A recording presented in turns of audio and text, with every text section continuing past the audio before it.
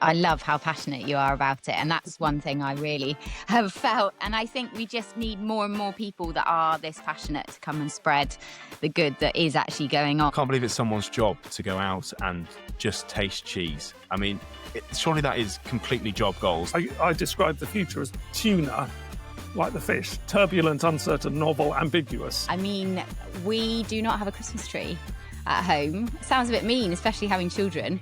But we have a bit of a tradition over the last 7 years to have a Christmas bush. A Christmas bush? An actual Christmas bush, yeah.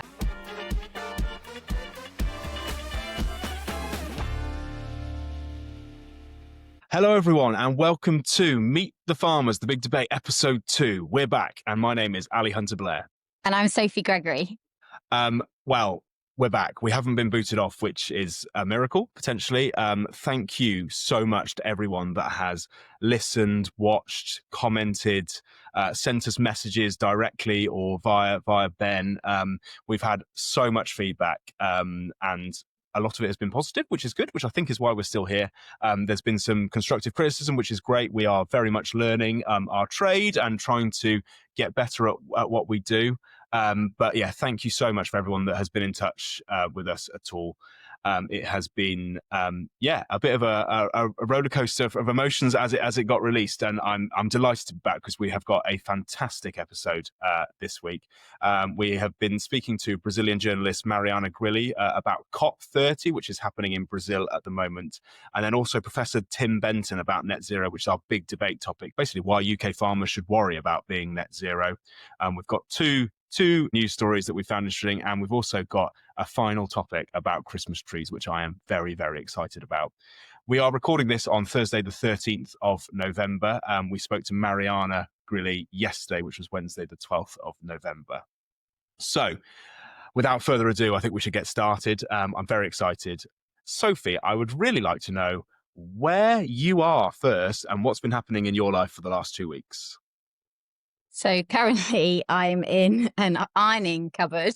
Oh my God. Yeah, it's the only quiet space I could find. So I've been over here for Global Organic meetings with our milk buyer, the farmer-owned cooperative Arla. And yeah, I'm in the, would be a broom cupboard. I'm actually going to apologise in case my light goes out. Denmark is hot on sustainability, so any light is on a sensor, so it could go out any time. So I'm not waving my arms in despair at Ali, I'm just waving them to try and keep the sensor running. I have had quite a busy 2 weeks because we are still in demolition derby, and I'm going to house my cows. It's Thursday tonight for the first time, so I just have been doing maybe a little bit of soil crime, which I've not been that comfortable with, but we haven't, the concrete's only just dried. So we're going to come in tonight. The cows are going to go in overnight. They'll go out to graze in the day, but just that will be a little bit of pressure off me because I've been feeling a little bit about them still being out. But it's just the only time we could get builders in, and yeah, they've done a great job, but we move at different paces is probably the right thing to say. How about you, Ali? How's everything down at up in Herefordshire, I should say? Yeah, it has been, I just it's a bit of a quieter spell here. It's been wet, so obviously getting onto land has been more tricky. We're sprayed up. We've been loading out some barley, which didn't make malting quality, which has upset me greatly. And that's been going out for feed at a very, very horribly cheap price compared to what it had been sold for malting. So that's put me on a Debbie Downer. But I don't know. I'm still pretty happy with how the farm looks currently. We have got a forecast that is horrific for tomorrow, Friday. They're talking of 50 mil of rain over the next 24 hours. The flood, we've already got a flood warning out as well. So I think by Monday afternoon, a third of my farm will be underwater. So I'll be able to get the drone out and post some footage, and then everyone will accuse me of ruining the river probably. But the farm's been really quiet. We have got a top secret project which I've been starting to work on, but I can't actually tell anybody yet because I haven't told anybody apart from my wife on the farm. So that's a really good piece for a podcast if you can't actually tell. I hate it when people do that. People do that on social media again all the time as well. It's like, oh, I'm working on this top secret project that I can't tell you anything. It's so annoying. So I'm going to stop talking there because I can't say anything else. So we're now going to head over to speak to Marianna Grilli, who's a journalist from Brazil. She's going to give us a bit of an insight to COP30, which kicked off on Monday in Brazil. We're also going to learn a bit more about Brazilian agriculture. Thanks so much for joining us, Marianna. Can you give us a bit more of a background? Thank you. Thank you for the invitation. It's a pleasure to be here.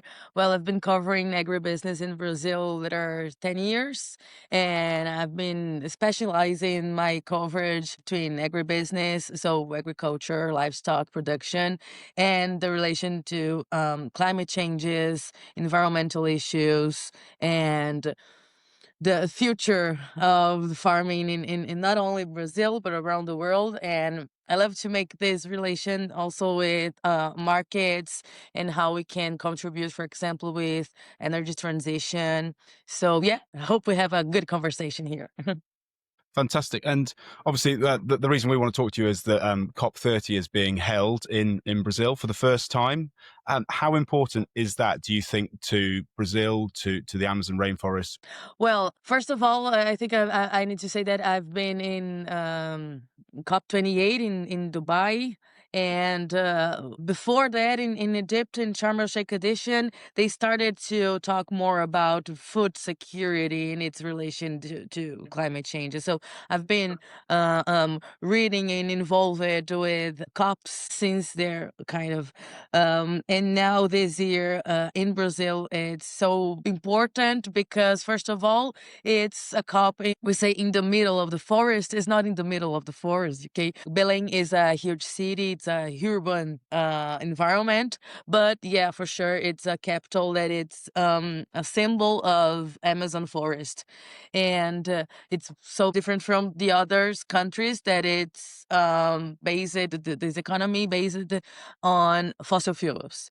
So in Brazil, we have almost the most clean energy in the world. For example, we use ethanol produced from sugarcane most of the history, but in the last years, the corn production it's getting bigger because of the ethanol too, and biodiesel because of the soybean production. That's fascinating. I think a lot of our listeners will be interested in the fact that you're producing energy as well as farming within the same area, because I think there's a lot of assumptions around Brazil and how they produce food and, the rainforest. And is there anything you want to add to explain it to the outer world? I went last year and I was just blown away by how productive the farming was there. Is there anything else that we should know in the UK that explains, Brazilian agriculture? Well, yeah, I could spend the whole day talking about it, but yeah, I think it's important to remember that Brazil is a huge country, so we have different realities. We have different kinds of agriculture and different kinds of farmers.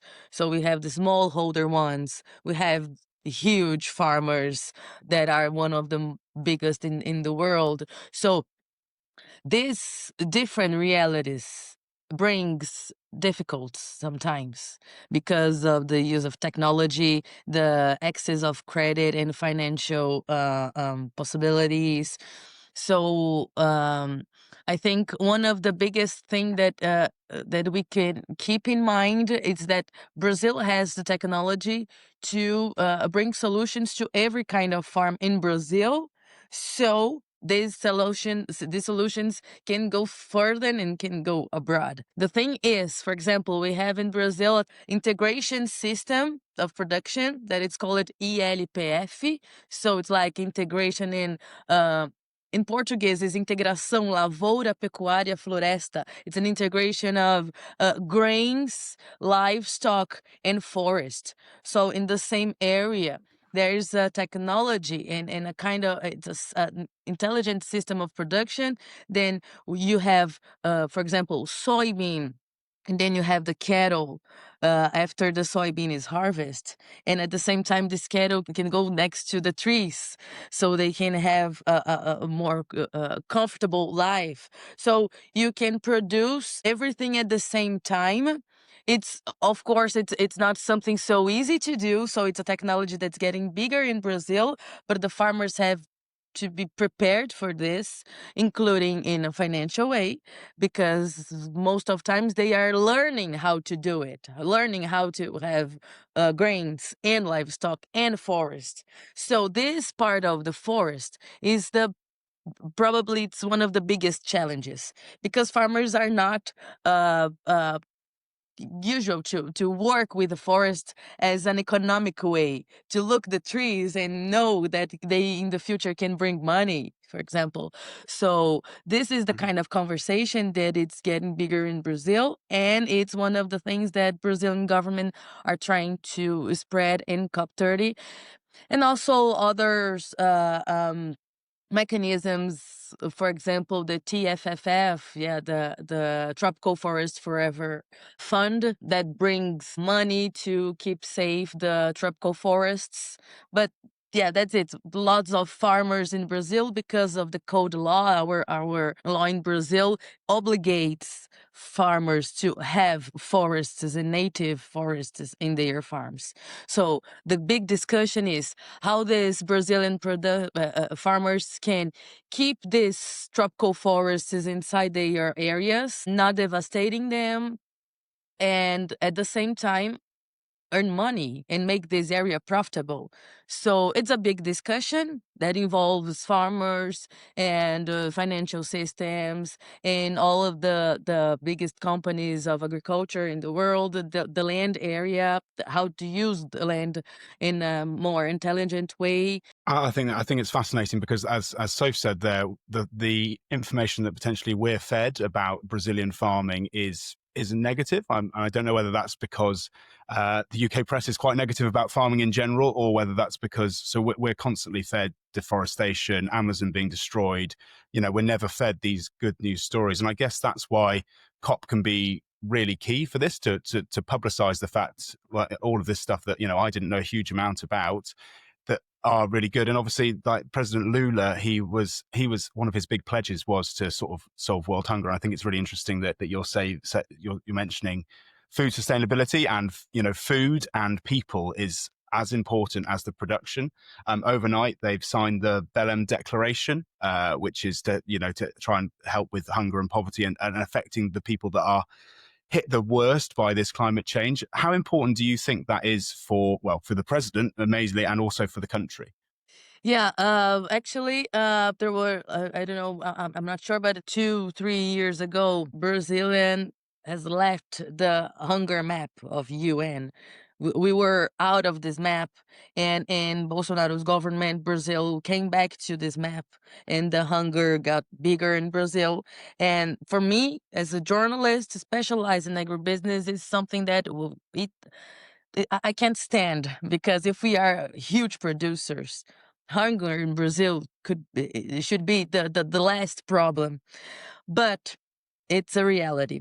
But in the last 2 years, I guess, Brazil left again the hunger map, so it's a good point. But it doesn't mean that we don't have people facing hunger in Brazil, because it's, as I said, we have a different realities, not only for farms but for people in general, north, south. Brazil is so big; it's so many different realities. So, what Brazil is trying to talk about in this COP too, it's about the agroecology and smallholder farmers' role to food people, because we know in Brazil that between 70 and 80% of the food that we have in our plates comes from smallholder farmers. So we have these both realities that can live together, survive together. The smallholder farmers who brings us tomatoes, potatoes, and lettuce, and everything that we can eat every day. Rice and beans, very famous in Brazil. And we also have this important role of the big farmers to soybean and corn and sugarcane, coffee, orange juice, and so on. So one of the things that we can keep in mind is that it's very important to get more power and strength to, we call in Brazil, agricultura familiar, the way that smallholder farmers survive facing climate changes, because that's the point. If they are small ones, and if they are, for example, they have 1 hectare or 2 hectares, if they are facing climate changes in so small area and they have, I don't know, problems with the weather, sometimes they're gonna lose everything. They're gonna lose their business, and they're gonna lose their money, sometimes for the whole year or for the whole life. So it's very dangerous. So we must think about this infrastructure to keep them in field, to keep them cultivating different kinds of production, not only monoculture. So it's kind of two kind of markets that can walk together. And that's the beautiful thing, that sometimes even Brazilian people don't see that. There's an element of me sitting here as an observer that says the previous COPs have failed because we've hit this 1.5 degree target now. We hit that in 2024, and the USA aren't there as a country. I know that there are states from the US there, and there's a lot of people from the US at the COP, but the USA is not there as a nation. And I feel that seems where some of the money could be from. Is there an element of sort of trying to deal with a failure of not reaching this target, and what is the main priorities for this COP30? Well, that's a hard question. Yeah. I think the thing is focused on solutions, not only in problems. So, for example, when you say U.S. doesn't make part of this COP, and yeah, we know that from since Trump came back to the government. So at this year, U.S. is still a member, but it's not participating, and probably the next year it's not going to be a member of COPs in general because of the Paris Agreement and so on. I think we must focus on solutions. So one of the things that Brazil it's trying to scream to the COP30, it's about methodologies to calculate the carbon in the soil, because to credit carbon market, the standards of carbon market, it was developed by European reality, European scientists. So a different kind of agriculture and a different kind of soil and snow weather. We don't have snow in Brazil, so how we gonna measure our soil health based on the same methodology as an European methodology? It doesn't make sense. So it's a scientific conversation. It's not only about a smallholder farmer or a big farmer of soybean in Mato Grosso. No, it's a scientific conversation that needs to be more adult. In Brazil we used to say that we feed the world. Okay, so yeah, soy, corn bean, and sugar cane, fruits, mangoes. So that's the thing. How we can start measuring this soil health based on our reality, our mathematics, our metrics. It's a waste of time if we're gonna spend our time talking, US it's not involved, or China is the most polluter in the world. So we need to talk to them about it. But in our reality in Brazil, we are decreasing deforestation. We are trying to obey our laws in the best way we can, and at the same time producing food, fuel, fibers in general, with amazing technologies. But we need to strengthen our farmers, strengthen our local communities, and show the world our necessities, for example, about the soil metrics. So if US or other countries don't want to participate, what a pity. Yeah, but I think we can go further. We must go further. We must think as a global community. It's the same planet. We are facing climate changes at the same way. So if we don't start to talk the same and to have a health conversation, a health dialogue to our future and our food and community, we don't gonna go anywhere, you know? Yeah, I love how passionate you are about it, and that's one thing I really I am. have I felt. really am. It really is, and I think we just need more and more people that are this passionate to come and spread the good that is actually going on. Because I think there's always a bit of negativity coming out of COPs that not enough action has been achieved. But I think even by those same people being in the same room, these conversations happen that we don't even know about that then spark other things. So I think it's, yeah, really exciting, and it'll be good to catch up after COP's been to see actually what went down. So thanks so much for coming. It's been absolutely fantastic. Thank you. Thank you so much. So obviously we just had Marianna there. That oh god, I could talk to her for hours about everything, and she's so passionate about Brazil in particularly. But I think it's really interesting to see her views, especially on maybe bigger countries not being involved in COP, and that sort of attitude to being along the lines of, if they don't want to be involved, that's fine, but we can still solve our own problems.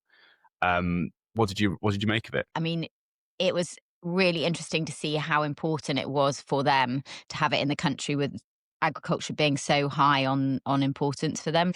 She was saying about how they are managing to combine the rainforest, crop production, even energy production, all within the same area. And I just find it fascinating learning about different ways of farming as well. Yeah, and I think that's the big thing from us, isn't it? We often sit inside our own box and don't look out. But then that point that she sort of kept making, that, you know, how can European countries understand Brazilian systems where we don't have rainforests? We haven't got any. I mean, we got rid of all of our forests years and years ago. So how can we sort of sit there and go, right, this is how the Brazilians should be farming? But I suppose the key thing that we really needed to focus on is the importance of COP being in Brazil, the importance of COP being in the Amazon or near the Amazon. And I really wanted to push more on that point of the fact that they failed. I think that that's something that is, I know it's a negative point, but where do we go now? That's what I really wanted to see, is that where do we go now that we've hit that 1.5 degree target? And now reversing it is going to be very difficult, but how do we focus on trying to keep it there, I guess, and trying to improve? Yeah, and I think it's interesting how farming weaves into that, because it's very easy for us to think, oh, COP's nothing to do with us. But actually, last year they had a whole day on food and farming. Each of the pavilions, so like the tents, there's a tent per country, put on a food and farming day. And it really highlighted to me how important each country farming was for them, if that makes sense. So, you know, Australia really put out the red carpet. They had the head of their NFU, they had a special representative from government, and then the UK did transport that day. It's not really showing much for farming, is it?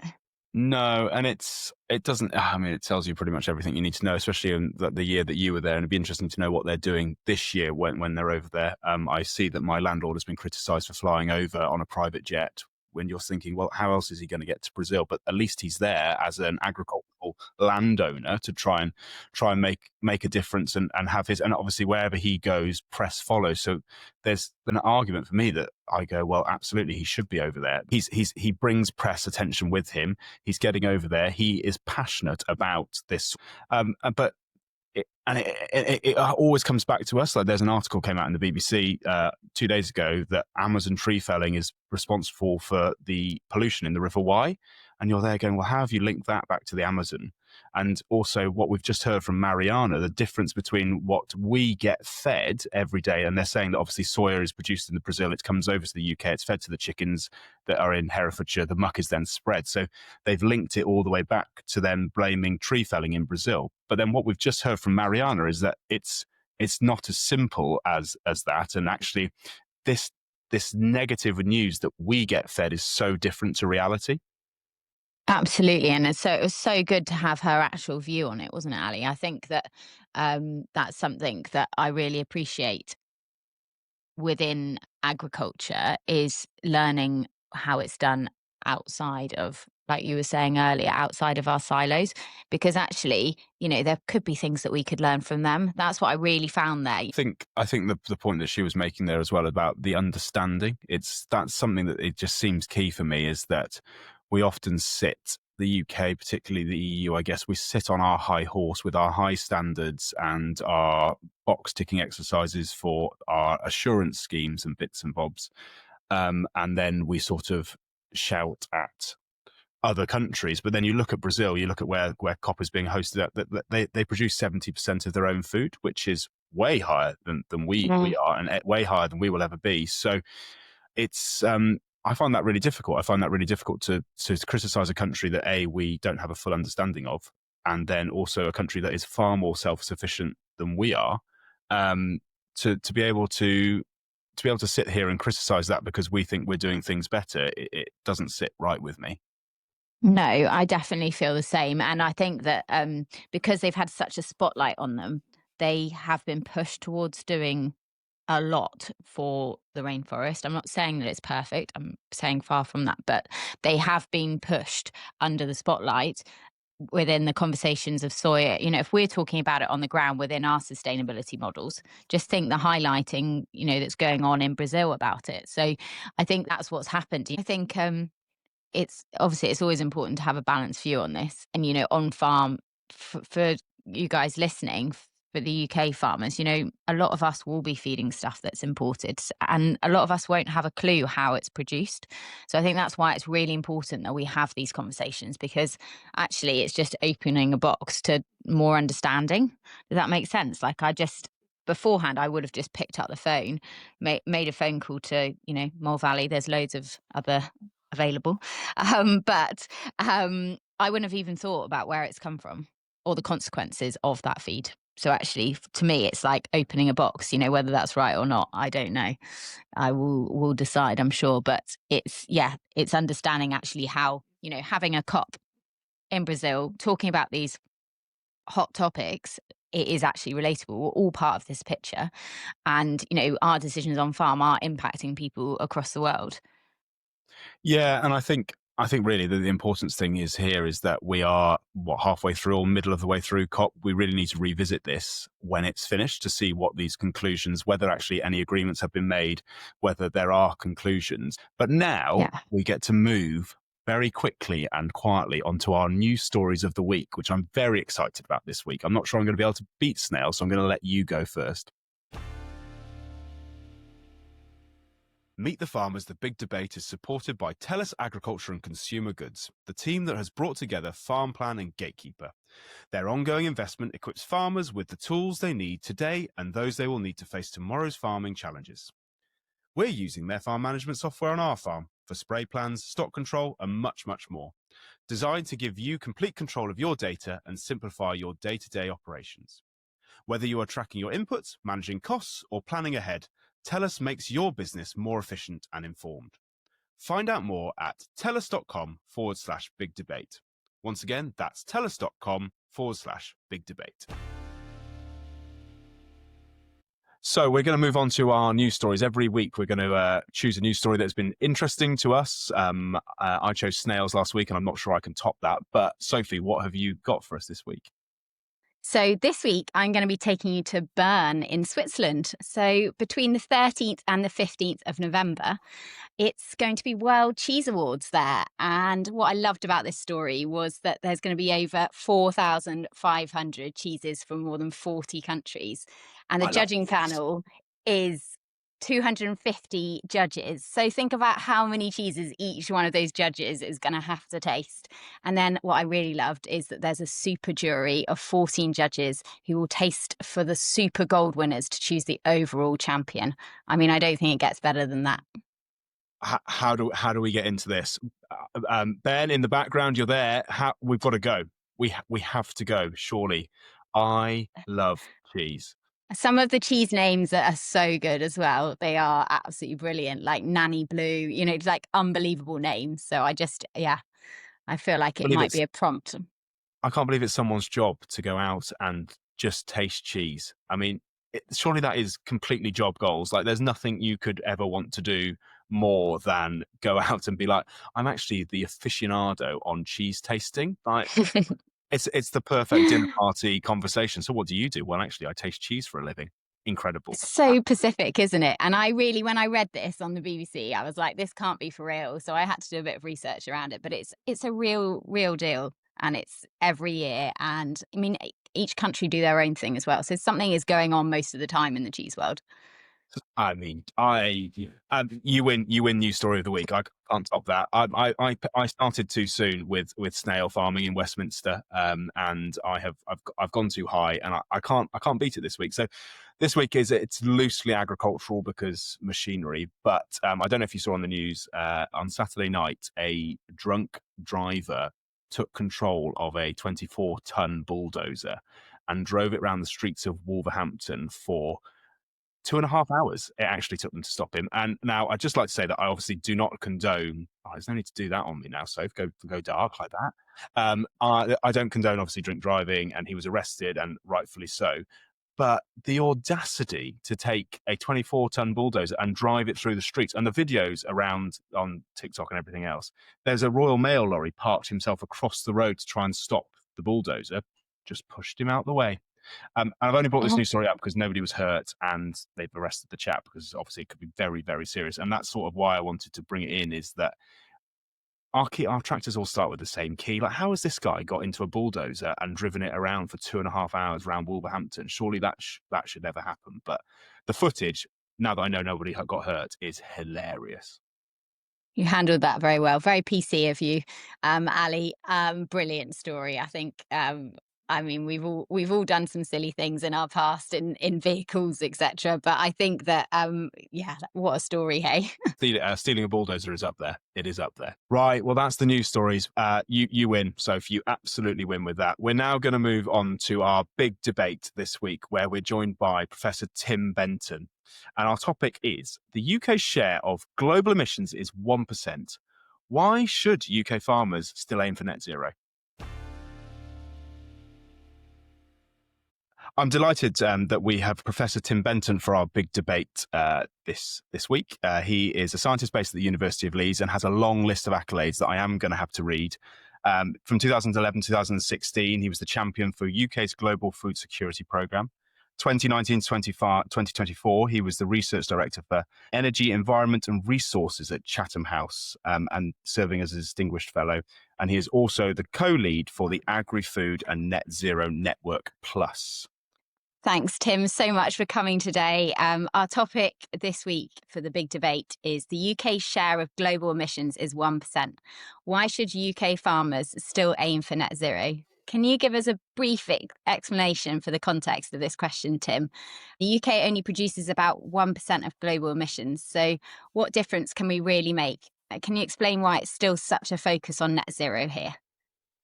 Yeah, I mean, we could talk about this for hours, of course, but broadly speaking, climate change is a collective action problem, that we need to tackle climate change, and we need to everyone take part in tackling that climate change. And I was trying to think up kind of analogies.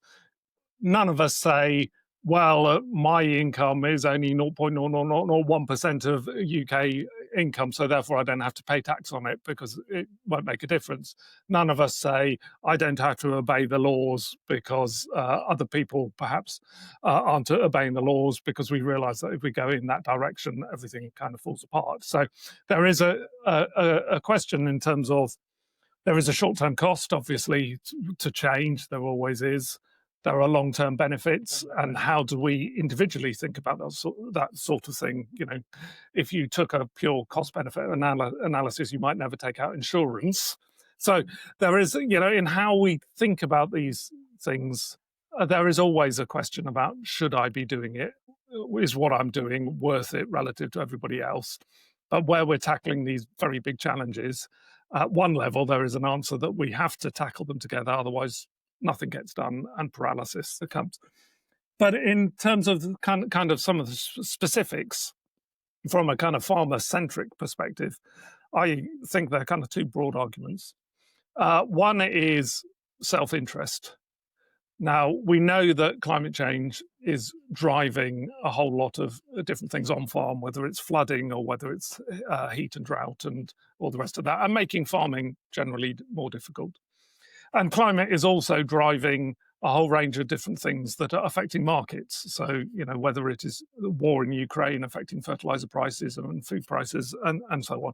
Those two things together are meaning that the future is going to be much more volatile and much more uncertain. And every farmer is going to have to adapt to the market drivers, to the volatility, to the climate drivers, and so on. And as part of that adaptation, building resilience, there is a whole lot that can be done that also is better from a sustainability perspective, better from a reducing emissions perspective, but also better from a biodiversity and pollution type perspective. And the kind of corollary of this argument that actually it's in your long-term interest to steer the change to tackle the range of challenges is if collectively UK farming does not adapt, does not mitigate, and emissions continue to grow, your job as farmers is going to become more difficult because the climate volatility is going to increase. So, in a sense, saying it's somebody else's problem, I'm not going to bother, just stores up problems for yourself. So that's the first one, is the kind of individual self-interest. And the second thing is broadly aligned with that, and that's the societal self-interest. We are passing through 1.5 degrees now. COP30 is going on. That's not going to achieve very much. Projections are that we're going to be on course for 2.75 degrees, 3 degrees at the end of the century. And everybody is palpably feeling that climate is changing. And I was speaking to a bunch of farmers last week in London, and there were 2 or 3 came up to me and said, I've had 2 bad years. I'm just hoping that this year is going to be a good year. And, when it becomes, I've had four bad years and the 5th year is also a bad year, farmers are going to have to kind of adapt. That's today. It's unimaginable to me what agriculture would look like in a 3-degree world. And, if we do carry on for a 3-degree world, countries will be fighting each other for access to good agricultural land, to water. Globalized trade will break down. We'll have so much contestation and conflict on a global basis. It's not just how do we manage to grow food, it's how do we actually feed ourselves on a global basis in a much more kind of warlike, contested situation. So we don't want to go to a 3-degree world because it's going to be so disruptive. And every sector and every person is going to have to cope with a world like that. And every sector and every person, instead of coping with that change and the negativity that comes from that, could work proactively to avoid those sorts of situations coming through. And particularly the collective farming community, very conservative with a small c and sometimes a big C, but actually building the social capital and saying we're leading the charge. We are trying to make the world a better place rather than we are maximizing productivity to maintain our livelihoods and your climate anxiety doesn't matter. I think there is a kind of, being the good guys in the piece rather than trying to hold back the inevitable change that is coming. And as I say, really it's a matter of recognizing change is coming and steering change to avoid the worst for farming and worse for society as a whole, is the argument that I would make first, to say, actually, yeah, let's do this, because it is not just a woke thing. It's not a middle class nice to have. This is an existential risk for us all, and you play a part in that, just as I play a part in that, and try to avoid flying and don't have multiple cars, and all the other things that individuals can do. And I think it's very fascinating. But do you think that there's an element that obviously there's a difference between how climate affects countries of different wealth, and obviously we live in a UK, which is a fairly wealthy country.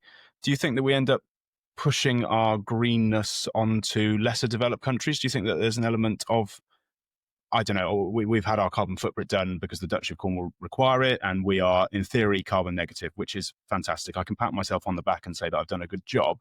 Do I feel particularly better about it? I don't know if I do. Am I just pushing my greenness somewhere else? I guess my question is do richer countries end up sort of pushing their agenda onto countries that are actually just trying to survive? Well, inevitably, international affairs is about managing countries' collective interests. And so you could say Trump, through creating trade wars, is pushing his interests on other countries. You can say the exploitative relationships that different countries have with each other is about pushing their own self-interest over some sort of collective self-interest. So I would say that is a kind of a baseline of the way that countries relate to each other. I think what you're really getting at is the rich world imposing on the poor world something that is not in their interests? And I think the answer to that is roundly no. It might not be in their particular short-term interests, however you do it. They might be able to make a faster profit, particularly if you think about somewhere like Nigeria or Venezuela with lots of access to fossil fuels. Should we be saying, no, you can't develop fossil fuels now, you should go straight to solar because you will pollute the world? And there is an argument there to be said, well, actually, for developing countries, give them a bit of leeway. But I don't see how you, Ali, by being a good farmer in the UK, is pushing anything on any other country.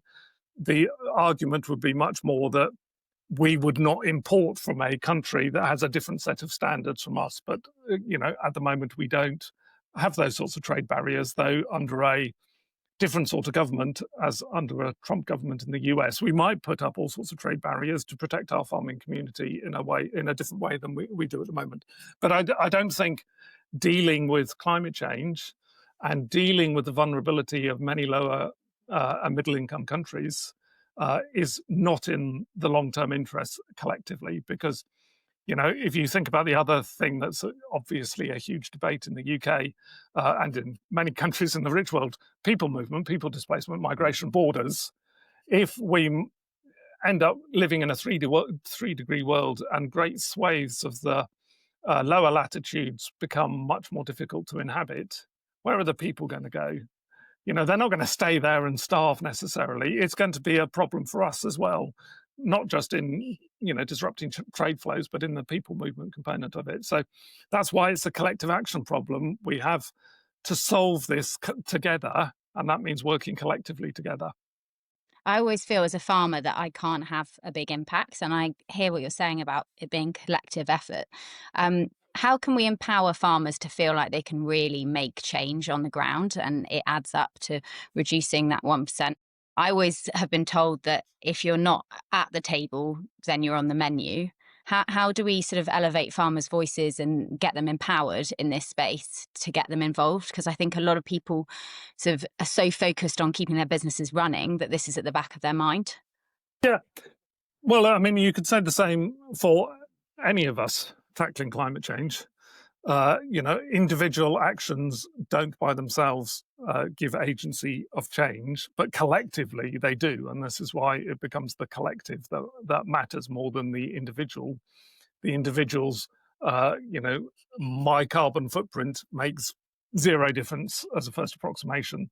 But by me choosing to do certain things in my lifestyle, I am perhaps acting as a champion for climate issues in my local community.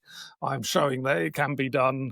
I'm encouraging others to do it, and so on. So, and if everybody chose to farm in a more sustainable, more mitigated way, then collectively it does start making a difference. But to emphasize my first point again, you're going to have to change. Every farm is going to have to change. And in a world of climate disruption, mitigating emissions by storing more carbon in the soils, for example, builds your resilience and prevents some of the emissions going up. So there are ways ahead of adapting to build resilience that also mitigate part of the problem. And so it's not about just doing the mitigation, reducing the emissions alone. It is reducing the emissions as a pathway to making your business better and more resilient, and acting as a beacon for your neighbouring farmers to show it can be done, and you can make a better livelihood out of it. So, it's not the kind of me lecturing the farming community to saying, you're bad farmers. It's saying, look ahead. The challenge is going to be great for all of you, and better soil management, more agroecological methods in general, more diversity are all ways that you'll build business resilience, and there are ways that also will allow you to mitigate some of your emissions. I think the resilience thing is really interesting because, as you said, for basically one of your first points there, Tim, was we've had a terrible year. 2024, 2025 as an arable farm in the UK, especially the west side, has been terrible. But my dad refers that back to 1976. And if that's a 1 in 50 year event, fine. I don't think that's a 1 in 50 year event. I think that's now a 1 in 3, a 1 in 5 year event. So is there an element that we have to, not put up and shut up, that's not the word, but we've gone through this 1.5 degree target. COP30 is happening now. They almost have to talk at COP30 as if they're a failure because they've broken through their target. You're talking of a 3 degree rise. Is there an element now as a farmer in my late 30s that I'm going to have to really look to farm for a 3 degree rise, or is that a worst case scenario? That's a worst case scenario, but I suspect more plausible is 2 to 2.5 degrees because, we're not doing what we need to do to get anything like on track. And, there's a lot of uncertainty into the future, including long-term configuration of the jet stream and how, as that waves around, it creates blocking patterns. So, it's not about a few days of heat, it's about months of dryness or months of wetness. And you're exactly right that, everyone can look back and say, well, there was a bad storm or a flood in this. It's going to be coming with much greater frequency, and it might be much greater frequency than our weather models are predicting at the moment because of some of these changes in the large-scale configuration of the climate, let alone what would happen if the overturning circulation that drives warm water from the tropics to across the Atlantic up to us, if that turned off, our seasonality would be very, very different, much deeper winters, much stormier, much drier and hotter summers, much more kind of continental, much more like Labrador or Newfoundland, in fact. So, as I keep on saying, if you look ahead over the next 20 or 30 years, change is inevitable. And that's change in what we grow, how we grow it, where we grow it, the amount we grow. And it's not a matter of saying, oh, I can't be bothered with mitigating. There's going to be whole-scale change that is going to be driven through market prices, market collapses, food disruptions.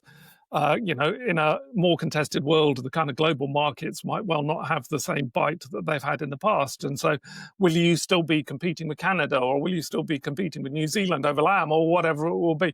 The answer to that is probably not in the way that we might imagine it looking back over the last 20 years. So the future, I describe the future as tuna, like the fish, turbulent, uncertain, novel, ambiguous. Turbulent is going to be very fast changing. Uncertain is going to be unpredictable. Novel, new things are going to be thrown at us all the time. And ambiguous, there are always upsides and downsides to every decision. There are always the potential for losing out, people getting hurt, as well as there being winners. So the biggest message, I think, from me to the farming community is not to say you need to mitigate, you need to be more sustainable, but change is coming. The world is more tuna. You're going to have to build a resilience. And a part of building resilience in a world where our National Health Service is creaking and, we need to get people eating better and more healthily, in a world where our trade is much more flaky and we need to think about how we produce more food for domestic consumption. Input prices are going to go up and down. Output prices are going to go up and down. Weather's going to go up and down. So in a world of really high volatility, what is your business strategy to keep your head above water? And it's not the same as it has been in the past. And as you're tackling all of these things, there is lots of space for also mitigating and being more sustainable, because ultimately being more sustainable in an ecological sense saves the bottom line and some of the input prices and the risk of being over reliant on fertilizer that you might not be able to import next year, or it might be too expensive for you to use, or whatever it might be.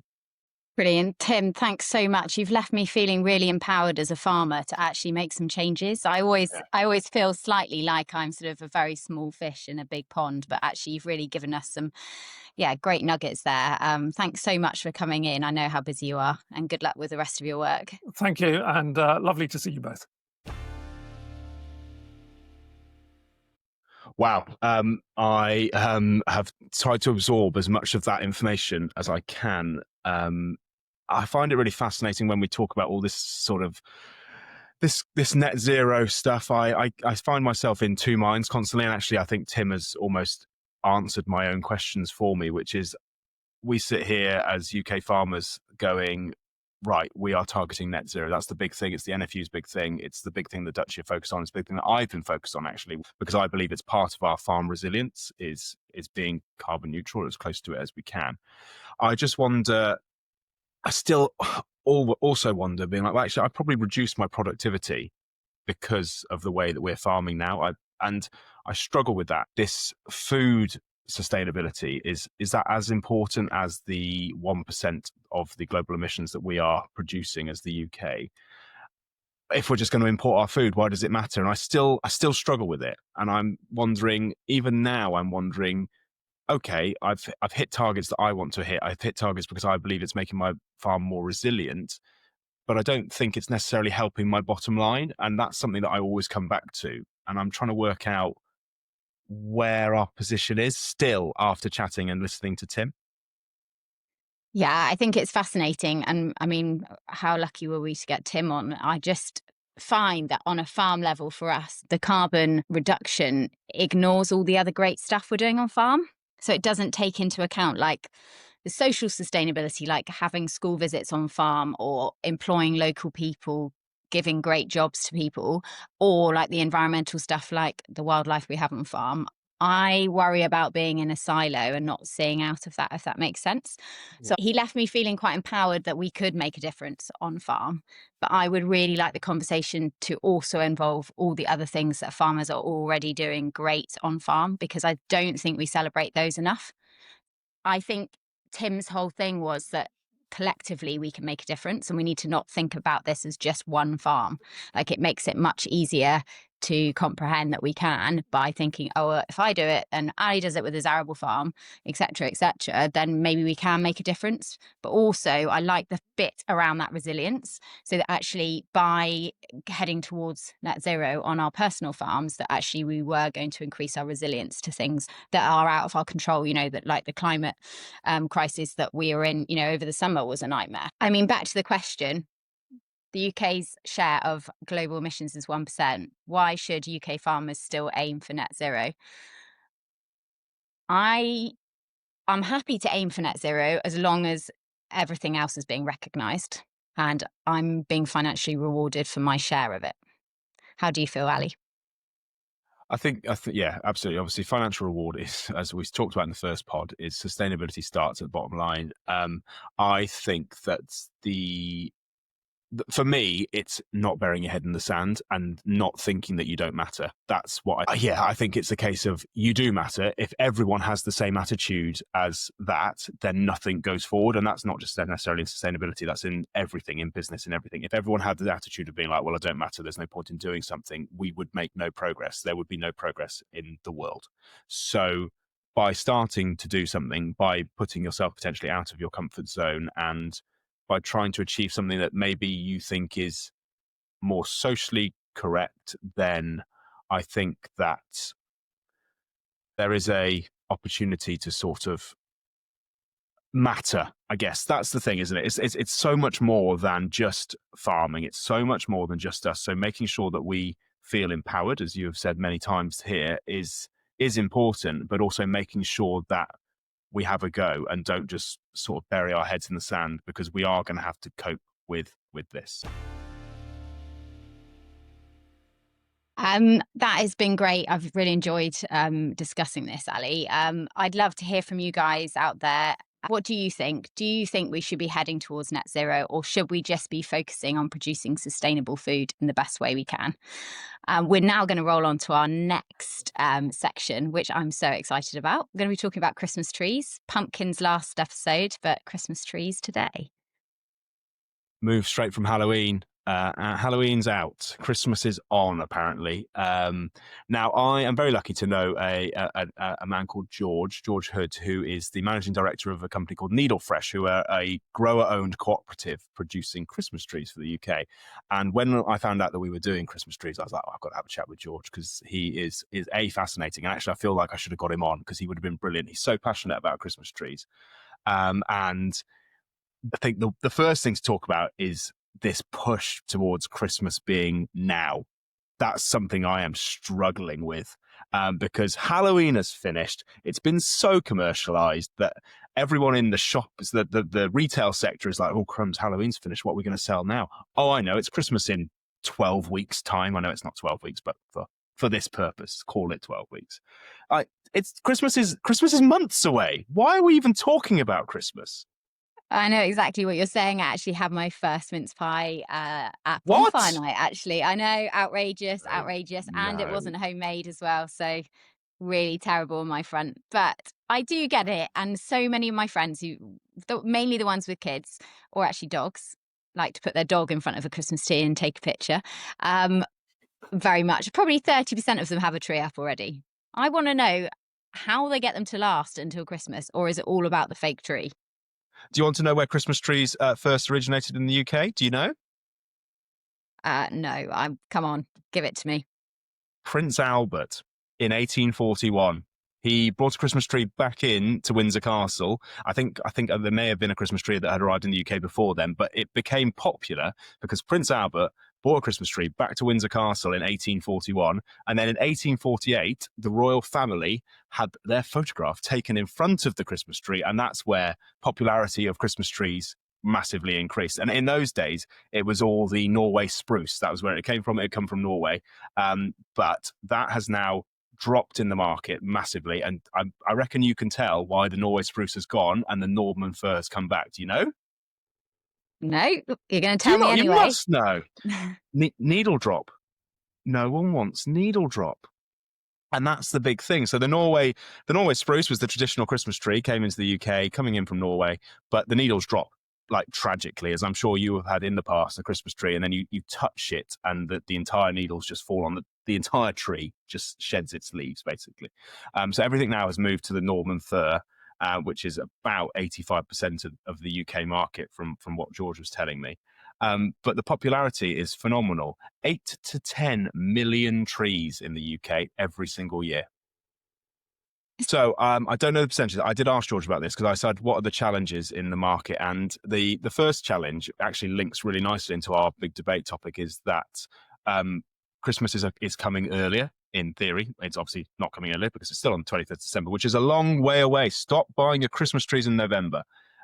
But when his dad set the business up in 1996, they didn't start supplying Christmas trees till the 1st of December. And he was saying that now, basically, their Christmas sales are done by the 1st of December. So they will start supplying cut trees from this weekend, which is wild. The problem they're having is that because we're having a warmer autumn, is that Norman fir, the tree of choice, once that's had a frost on it, it stops photosynthesizing, so basically stops growing. That means they can cut it and then they can palletize it and pack it, and it won't rot. It just sits in a dormant state. Because we're not getting these frosts now and Christmas is coming earlier, they're having to cut the trees and they have to leave them exactly in situ for a minimum of 3 to 4 days, because if they pack them too soon, the tree is still photosynthesizing and the trees will just rot on the pallet. And that's something that's a real threat to their business, because Christmas has come earlier. And because we are having a slightly warming November, especially this year, like it's 15 degrees outside at the moment. That's mad. Is that keep getting trees to stay fresh for longer, particularly cut trees, is going to be a real issue for them going forward. Fascinating. I feel like we've found the next diversification project for your farm, growing Christmas trees. I'm going to tell you something that, I mean, we do not have a Christmas tree at home. It sounds a bit mean, especially having children, but we have a bit of a tradition over the last 7 years to have a Christmas bush. We go out into... Christmas bush? An actual Christmas bush, yeah. Think what you like. But we go out on the estate and with a handsaw, actually, don't want to do too much damage. And we handsaw a limb off a big tree and bring it back. And then we tie it to our window. We do it about 2 weeks before. And it's just become a tradition. So I feel like very sustainable about it. I feel like a real cheapskate as well. And actually our neighbours were so embarrassed by this. They actually brought us a tree round because they heard about the bush. So yeah, we have a Christmas bush. It takes a sustainability box. And you've got the excuse you don't have to have one too early as well. So to me, it's perfect. It's a tradition I will not be changing. Each to their own. Each to their own. And absolutely, I think, you know, Christmas is for you. And I think on that note, we're going to finish because I don't think I can hold it together any longer. This has been wide-ranging this week, very wide-ranging this week. We've covered COP, we've covered why we should bother trying to be carbon neutral, our news stories, which have been interesting, and we have also covered Christmas trees. So thank you very much to everyone for listening. Thank you for your feedback. Feel free to message us across social media if you have any questions, or if there's something that you really want us to discuss. We've had some really good ones in, which we'll be looking to put into future episodes. The email address is thebigdebate@ruralpodmedia.co.uk. Thank you very much to our headline partners, Virgin Money, as well as our associate partners, Birketts and TELUS Agriculture and Consumer Goods. We will be back in 2 weeks' time. Make sure you subscribe so that you listen to us, and I will look forward to seeing you all then.